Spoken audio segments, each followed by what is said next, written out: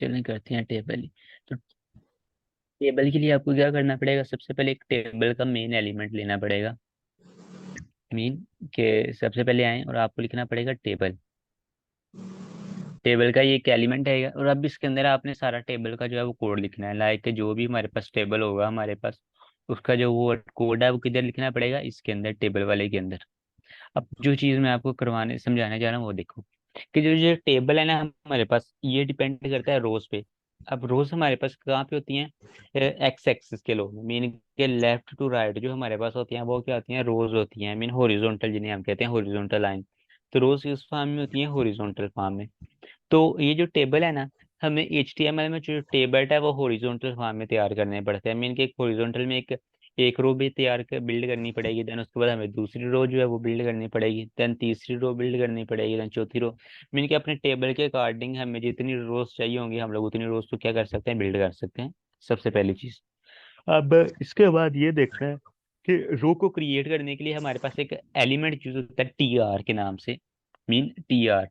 TR mean क्या होता है, टेबल रो। अब TR क्या करेगा कि हमारे पास एक रो जो है वो क्रिएट करके हमें दे देगा। अब जब इसने हमें एक रो जो है वो क्रिएट करके दे दी, मीन एक रो क्रिएट हो जाएगी, एक रो के मीन एक एक्स हॉरिजॉन्टल जो है एक रो क्रिएट हो गई। अब उसके अंदर हम लोग एक कोई डाटा पास करवा सकते हैं। तो अब इसके अंदर हमारे पास दो एट्रीब्यूट्स हैं वो जो यूज होते हैं, मीन दो एलिमेंट। एक है TH के नाम से और एक है TD के नाम से। TH का मतलब है टेबल हेडिंग और TD का मतलब है टेबल डाटा। अब TH mean table heading, mean के जो हमारे पास टेबल है उसके ऊपर एक हेडिंग लिखी गई होती है ना, मोटी सी कलर की। वो जो मोटा कलर का मोटा सा हमारे पास बोल्ड टेक्स्ट लिखा गया था वो हेडिंग होती है, टेबल हेडिंग। तो उसके लिए हम लोग TH का यूज करेंगे।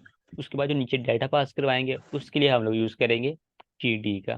तो अब जो सबसे पहली रो है, मीन की एक टेबल है मेरे पास और उसकी जो सबसे पहली रो इधर बनेगी मीन इस तरह से। तो जो सबसे पहली रो है उस पर हम लोग क्या पास करवाएंगे, हेडिंग पास करवाएंगे ना, मीन के TH पास करवाएंगे। तो मैं इधर क्या करता हूँ कि टेप पहली रो में मैं एक TH पास करवाता हूँ। मैंने एक TH लिया है और उसमें मैं लिख देता हूँ नेम। और उसके बाद एक और TH लेता हूँ और उसमें मैं पास करवा देता हूँ लाइक ईमेल। देन उसके बाद मैं एक और TH लेता हूँ, उसके अंदर मैं पास करवा देता हूँ लाइक DOB। DOB मीन होगा डेट ऑफ बर्थ। तो ये क्या बन गई, हमारे पास हेडिंग्स बन गई। तो अगर मैं पेज को रीलोड करूँ तो ये देखो ये तीनों हमें एक लाइन में मिल गई। इनके एक नेम मिल गया, नेम की हेडिंग मिल गई, दूसरी ईमेल की हेडिंग मिल गई, तीसरी किसकी मिल गई, DOB की हेडिंग मिल गई। DOB date of birth. तो अब ये हमारे पास क्या बन गई, एक रो बन गई। मीन के ये एक रो बनी है और उसमें जो हेडिंग है हमारे पास वो हमारी आ गई है। अब इसके बाद मैं इस रो ये खत्म होगी, इसके बाद मैं एक नई रो बनाता हूँ। मीन इसके नीचे एक TR के नाम से एक और रो बनाता हूँ, सॉरी TR। ये दूसरी रो बन गई। फिर इस रो के अंदर मैं क्या पास करवाता हूँ, TD पास करवाऊंगा, मीन TD। तो TD मेरे पास सबसे पहला एलिमेंट आएगा और इसमें मैं नेम के क्या पास करवाता हूँ, मीन के आप ये देखो कि ये जो पहला TD है, मीन के अगर हमने 3 TH पास करवाए तो हमें 3 ही TD पास करवाने पड़ेंगे। मीन जितनी हेडिंग्स पास करवाएंगे उतनी ही हमें टेक्स्ट डाटा पास करवाना पड़ेगा। तो जो सबसे पहला TD है उसके नीचे आएगा मेरा नेम। नेम मैं लिख देता हूँ लाइक अली। देन उसके बाद एक और TD आएगी उसके नीचे। उसके नीचे जो TD आएगी उसमें मैं अपना क्या कर देता हूँ जी, कोई भी पास करवा देता हूँ, लाइक ईमेल पास करवाता हूँ ali@mail.com। लेट्स सपोज अभी के लिए जस्ट ये। इसके नीचे एक और TD आएगी और इसमें मैं क्या पास करवाता हूँ, मैं डेट ऑफ बर्थ, लाइक मैं अभी के लिए कर देता हूँ लाइक दिस, ये मेरी डेट ऑफ बर्थ है। तब अगर मैं पेज को रीलोड करता हूँ तो ये देखें कि ये ऊपर हेडिंग बन गई और नीचे एक रो क्रिएट हो गई है, और नेम के नीचे नेम आ गया, मीन अली आ गया, ईमेल के नीचे ईमेल आ गया और डेट ऑफ बर्थ के नीचे डेट ऑफ बर्थ आ गई। मीन के ये क्या बन गया, एक और रो क्रिएट हो गई। तो जो बेसिक सबसे पहले एलिमेंट्स है ना टेबल में वो यही हैं। तो उनका स्ट्रक्चर समझना है कि वर्क किस तरह से कर रहे हैं। मीन सबसे पहले मेन हमारे पास एक टेबल का सबसे पहले एलिमेंट आएगा टेबल के नाम से TABLE, ये इस नाम से। देन इसके अंदर हमारे पास हमारी मल्टीपल चीजें आएंगी। मैंने एक टेबल एलिमेंट बना लिया, सबसे पहले उसके अंदर मेरा TR आएगा। TR क्या करेगा, एक रो क्रिएट करके देगा। फिर रो में एक मैं TH ऐड कर सकता हूँ, मैंने एक THR का एलिमेंट यूज कर सकता हूँ। TH का एलिमेंट क्या कर देगा, हमारी हेडिंग क्रिएट करेगा। दूसरा मैं TD का एलिमेंट यूज कर सकता हूँ। TD का मीन क्या, जो हमारे पास डाटा होगा, मीन जो हम लोग डाटा डिस्प्ले करवाना चाह रहे हैं वो हम लोग किसमें करवा सकते हैं, TD में डिस्प्ले करवा सकते हैं। तो ये बेसिक एलिमेंट्स हैं जो टेबल के लिए क्रिएट होते हैं। अभी हम लोग देखते हैं जो टेबल इस तरह की फॉर्म में होता है, हम लोग इसे उस फॉर्म में लेके आते हैं, लेकिन वो अभी के लिए जिस वेट करें मैं आपको बताता हूँ वो कहाँ से लेके आना है। तो ये मेरे पास क्या आ गई एक रो। अब मैं चाह रहा हूँ इसके नीचे एक और रो ऐड करना चाह रहा हूँ।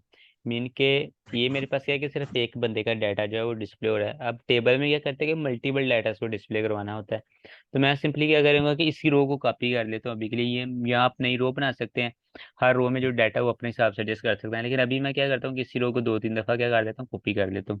तो अब अगर मैं पेज को रीलोड करता हूँ तो ये देखें ये क्या बन गया, मेरे पास एक बेसिक टेबल की फॉर्म आ गई। मीन के वो भी आप वो देखे वो बॉर्डर वगैरह को भूल जाए, वो जो चारों तरफ वो लाइंस वगैरह लगी होती है ना टेबल, जो इस तरह जो इसका रीजनल फॉर्मेट होता है उससे अभी के लिए भूल लें।